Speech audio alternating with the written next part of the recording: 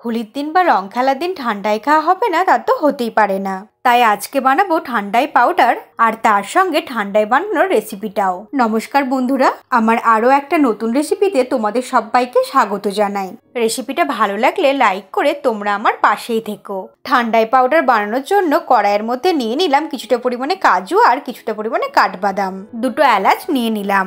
এর সঙ্গে নিয়ে নিলাম 10-12টা গোটা গোলমরিচ আর নিয়ে নিচ্ছে হাফ চামচ মৌরি। এরপর ফ্লেমটাকে অন করে একদম লোতে করে দিয়ে সবকিছুকে নাড়াচাড়া করে ড্রাই রোস্ট করে নেব।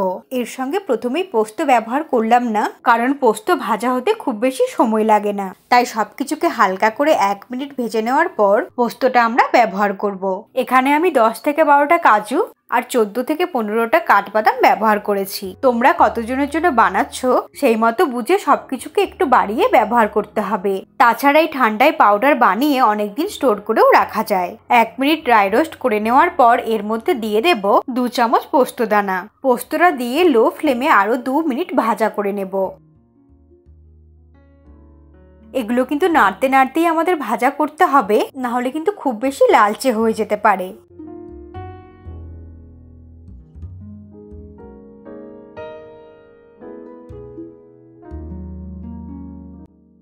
আরো 2 মিনিট ভেজে নেওয়ার পর এগুলোকে একটা আলাদা প্লেটের মধ্যে ঢেলে ঠান্ডা করে নেব। ভেজে নেওয়ার পর কড়াইয়ের মধ্যে কিন্তু কখনোই রেখে দেওয়া যাবে না, কারণ ওই কড়াইয়ের গরমে আবারও এগুলো ভাজা হতে থাকবে আর কালারটা চেঞ্জ হয়ে একদম কালো হয়ে যাবে। তাই সঙ্গে সঙ্গে একটা প্লেটের মধ্যে ঢেলে হালকা ঠান্ডা করে নেব। সমস্ত কিছু খুব ভালো করে ফ্রাই করা হয়ে গেছে। এগুলোকে একটা প্লেটের মধ্যে ঢেলে রেখে দিলাম। হালকা ঠান্ডা হয়ে যাওয়ার পর এগুলোকে মিক্সির ছোট জারটার মধ্যে নিয়ে নেব।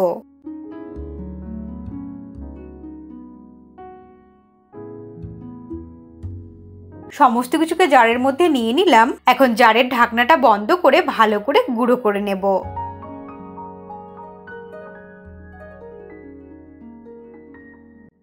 আমাদের ঠান্ডায়ের পাউডার কিন্তু একদম তৈরি হয়ে গেছে। এটা অনেকটা পরিমাণে বানিয়ে তোমরা 3 থেকে 4 মাস ফ্রিজে রাখতে পারো। আর এই পাউডার দিয়েই ঠান্ডায় বানানোর জন্য একটা পাত্রের মধ্যে নিয়ে নিচ্ছি 2 কাপ ঠান্ডা দুধ। দুধটাকে ফুটিয়ে নর্মাল টেম্পারেচারে এনে ফ্রিজে রেখে দিয়েছিলাম। এর মধ্যে দিয়ে দেব 2 চামচ ঠান্ডায় পাউডার।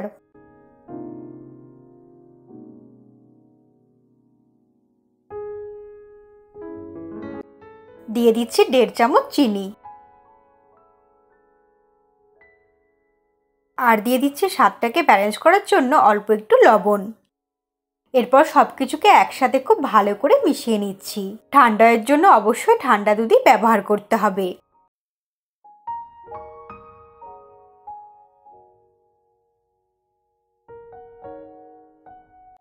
খুব ভালো করে মেশানো হয়ে গেলে গ্লাসে ঢেলে সার্ভ করছি। আমি যেহেতু ঠান্ডা দুধই ব্যবহার করেছিলাম তাই আলাদা করে কোনো বরফ ব্যবহার করছি না। তোমরা চাইলে কিন্তু এই সময় বরফের টুকরো দিতে পারো। ওপর দিয়ে আরো একটু ঠান্ডাই পাউডার ছড়িয়ে দিচ্ছি। তৈরি হয়ে গেল দুর্দান্ত স্বাদের ঠান্ডাই।